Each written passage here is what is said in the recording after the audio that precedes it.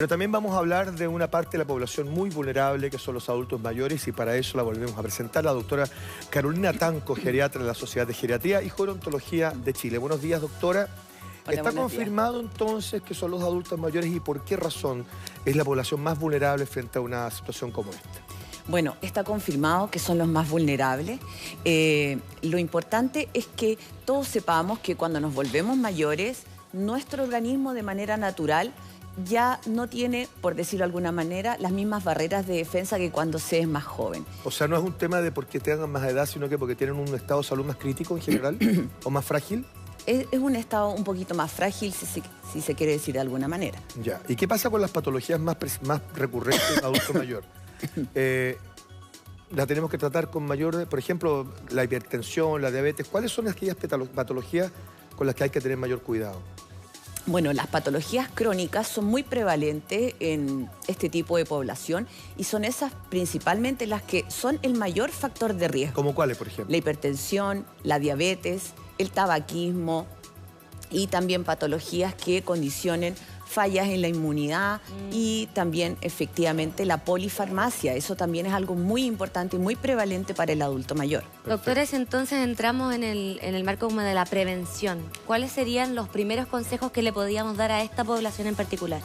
Bueno, tal como ayer se dijo por todos los canales, dijo también nuestro presidente, los ministros, una de las cosas más importantes es mantener esta cautela o este aislamiento social. Perfecto. Pero sin que se entienda que es prácticamente dejar al adulto mayor abandonado en su domicilio, en su casa o en su residencia o casa de reposo donde viva, sino que básicamente puedan estar lejos de la población que sí se va a contagiar. Nosotros tenemos que estar, digamos, conscientes que hasta un 70% de la población chilena va a contraer el coronavirus como parte de lo normal que ocurre con las enfermedades, en este caso los virus respiratorios en invierno en Chile. Ahora, claro, no estamos hablando de un aislamiento, pero sí procurar de que no tenga un contacto, digamos, con el exterior.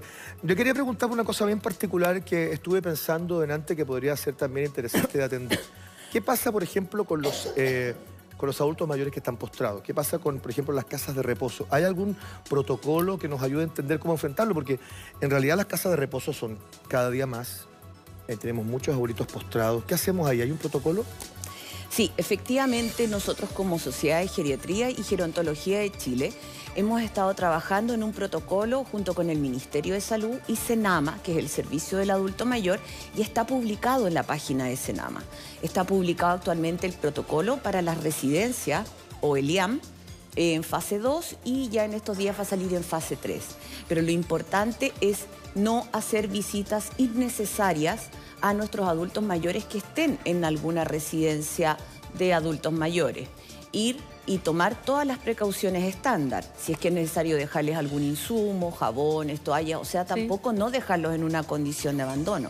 Y comunicarse principalmente vía telefónica o si no, establecer algún tipo como de teleconferencia con ellos. Sí. Estar presentes, que ellos no se sientan solos, pero que también entiendan que es por su propio cuidado. Eso mismo pasa, por ejemplo, con los centros asistenciales, con los hospitales. Yo tengo, por ejemplo, ahora una tía que está en el Hospital del Carmen, que aprovecho de mandarle un saludo, está quejada de otra patología, y uno, claro, se muere de ganas de ir a verla, pero efectivamente a lo mejor mi visita, independiente que emocionalmente le haga bien, a lo mejor no es el momento de hacerlo.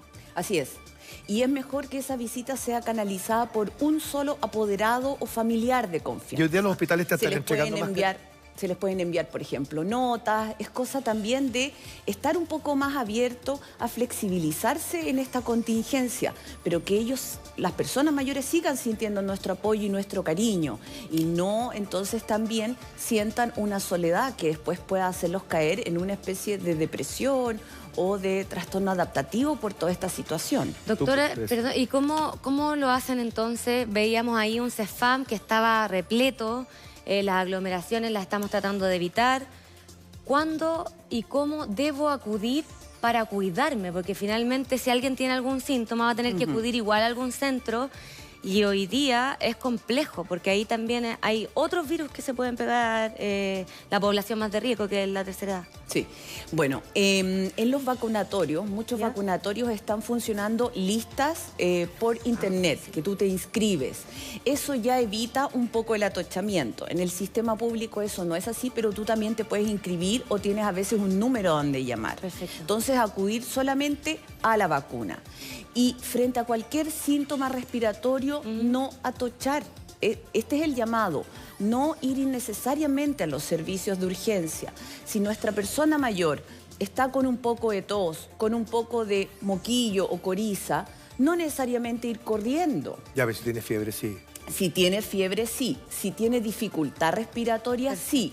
O si presenta un síntoma que se da más comúnmente en las personas mayores, que es, por ejemplo, desorientación o confusión. Eso también es un factor, digamos, que indica que tiene que asistir a un sí, centro asistencial. Eso es un síntoma de alarma, porque algunas personas mayores, sobre todo las diabéticas o más los octogenarios, pueden no necesariamente tener fiebre alta.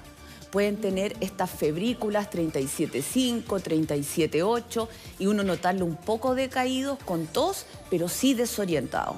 Ese es un Y esto es un punto importante a considerar y que es diferente Mira. del resto de la población. ¿Qué hacemos con la vacuna de la influenza en el momento indicado? Porque una de las poblaciones de mayor riesgo, y que necesariamente tiene que hacerlo, sobre 65 años, Así es. los niños Sí. también, hoy día es el momento de hacerlo, digamos, Sí. para prevenir, digamos, lo que podría ser más adelante.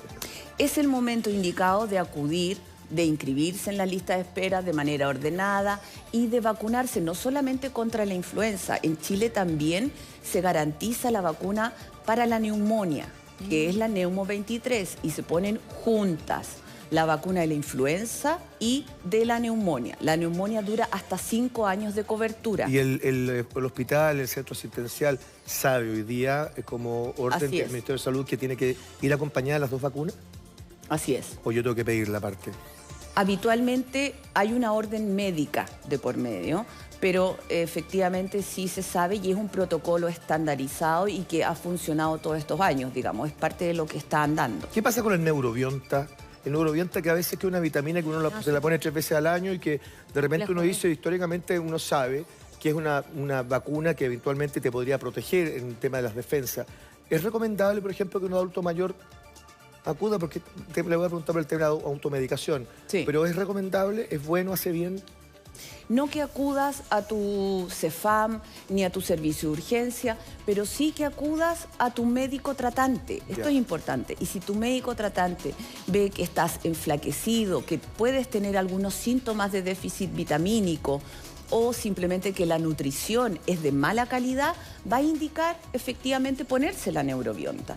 Y al menos, si bien estudios científicos en términos estadísticos no demuestran que la Neurobionta fortalezca la inmunidad, sí este plus de complejo B siempre ayuda. Doc, Perfecto. quiero volver a algo como muy básico, porque se ha hecho énfasis en el lavado de manos, en el alcohol gel. Pero yo me imagino un adulto mayor que, por ejemplo, va a buscar sus remedios, tiene que tomar alguna micro, metro. ¿Qué pasa con la ropa al llegar a la casa de vuelta? Porque igual uno genera roce y, claro, uno puede cuidar sus manos, puede quizá usar mascarilla si es factible y lo necesita. Pero ¿qué pasa con la ropa en ese momento? ¿Qué tengo que hacer al llegar a casa? Bueno, en realidad con la ropa no se ha recomendado ningún cuidado en especial. Ya. Ahora, obviamente que si estuviste en un ambiente muy contaminado, llegar a la casa y ponerte algo un poco más cómoda y esa ropa desecharla. Sobre todo si estuviste en salas de hospitales o en salas de espera de clínicas, por ejemplo, o de consultorio. Porque recordemos que la recomendación es evitar las aglomeraciones. Claro. Esto Eso. también significa no ir al mall. Tratar de evitar tomarlo como un ir al paseo, supermercado. Si tienes a alguien, un hijo, tienes algún ser querido o algún vecino que te pueda apoyar en las compras, aprovechar de eso. Y también abastecerse un poquito pensando en que Chile pronto podríamos entrar a la fase 4, en que va a estar mucho más restringida las salidas, digamos, a la vida urbana normal. Que lo estamos viendo en países de Europa, hoy día la gente Sí. está absolutamente guardada en sus casas. Italia. Yo también hacía mención delante con el tema de la automedicación. Sí. Escuché por ahí que no había que abusar, por ejemplo, del ibuprofeno, que no había que automedicarse. Me imagino que eso está dentro de lo correcto, eso es lo indicado, ¿no? No meterse pastillas, digamos, porque aleatoriamente, digamos, hay mitos que hablan de que podríamos empezar a usar. Pero, a ver, ¿qué pasa, por ejemplo, con el contacto de los abuelitos y sus nietos? Sí. Porque los nietos a veces andan con los moquitos colgando, andan con las manos cochinas. Entonces yo creo que también hay que dar una sugerencia al respecto, ¿no? Sí, bueno, muchos abuelitos, muchas personas mayores efectivamente cuidan a sus nietos, Claro. los ven todos los días, además... Hasta algunos se quedan con ellos. Sí, hay dinámicas familiares de las visitas los fines de semana o en las tardes, etcétera. La idea es que llegando a la casa, porque es una visita inevitable, digamos, a los tatas, a los papás, estos niños se laven su carita, se laven sus manos, ¿cierto? Explicarles también que hay que tener más cuidado y que si es que tosen, enseñarles a toser, mostrarles los pañuelitos desechables, digamos, y si no es necesario llevarlos a las casas de los tatas, no llevarlos. Eso quería decirle. Evitar un poquito y explicando toda la situación, no creando tampoco un pánico respecto de que no, porque los abuelitos en cualquier minuto se pueden enfermar y van a caer al hospital. Tenemos que entender que no hay envejecimiento, que el envejecer es de cada persona y en sí mismo es heterogéneo. Por lo tanto, es muy distinto una persona de 65, 70 años que no es hipertensa, que no es diabético, que hace ejercicio, que tiene una buena nutrición, que es activo laboralmente o con su familia, que una persona postrada. Porque ustedes mismos han visto en sus familias, de repente hay dos personas de la misma edad muy diferentes, ¿cierto? Y uno dice, hoy tú estás súper bien, y dice, hoy en realidad como que me llegó el viejazo, como se dice. Y efectivamente esto diferencia al envejecimiento como un proceso individual, continuo y heterogéneo. Y eso es muy importante. Bueno, cada caso es un caso aparte. Así es. La individualidad es muy importante. Qué interesante que tú me hacías mención el tema de los postrados, al cuidado que hay que tener con respecto a eso, porque hay gente que definitivamente ya no se va a poder levantarse, y tú hablabas sobre la condición física, sobre hacer ejercicio, y me parece que hoy día es una población de mayor riesgo incluso que una persona que está de pie, ¿no? Sí. Bueno, muchos postrados van a recibir la vacuna, porque no es tan contraindicada la vacuna, a través de los programas de postrados. ¿Hay un programa para eso? Sí, los CEFAM cuentan con programas postrados y realizan visitas domiciliarias, así como también algunos otros programas del ámbito privado.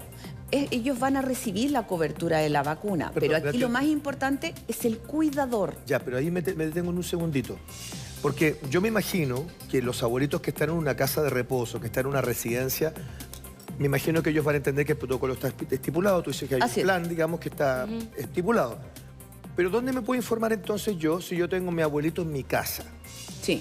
¿Hay una forma de que la gente pueda obtener información? Porque es distinto estar en una residencia que estar en tu casa. Así es. Si está inscrito en el consultorio, directamente al consultorio o CEFAM, que le corresponde por donde vive.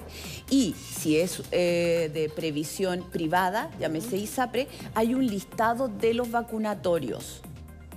De los propios lugares. De los vacunatorios, claro, que le correspondería ir o a donde puede acudir por la cobertura, en este caso, universal. Y esto está en la página del Ministerio. ¿Cuándo un abuelito corre riesgo de muerte? Corre riesgo de muerte. Hemos hablado mucho de la mortalidad frente al coronavirus. Sí. Hay mucha desinformación. Me imagino que el abuelito es de mayor riesgo. ¿Cuándo es un riesgo de mortalidad? Un riesgo de mortalidad es principalmente en personas mayores de 80 años con una alta comorbilidad, que significa que tenga 3 o más patologías, pero de distintos sistemas. Por ejemplo, hipertenso, diabético, y además puede ser una artritis reumatoide, que lo tenga postrado. Esa es una persona que además va a tener una polifarmacia importante. O pacientes que tengan, por ejemplo, hipertensión, diabetes y alguna demencia o deterioro cognitivo. Perfecto. Esos también son pacientes de alto riesgo. Ahora, ¿qué es lo importante? Lo importante es que este cuadro viral que empiece no se sobreinfecte con bacterias, porque ahí vamos a tener ya neumonias. Claro. Y neumonias graves. Y este es el paso muy rápido, digamos. Es que, claro, históricamente las neumonias en un adulto mayor es muy difícil de salir después, ¿ah? Claro. Y por lo menos de manejarlo. Doctora, ha sido súper interesante conversar contigo. Encantada. La verdad que es una información que de verdad llega en el momento justo. Que tengas una linda semana. Gracias por toda la información que nos has entregado. Ya.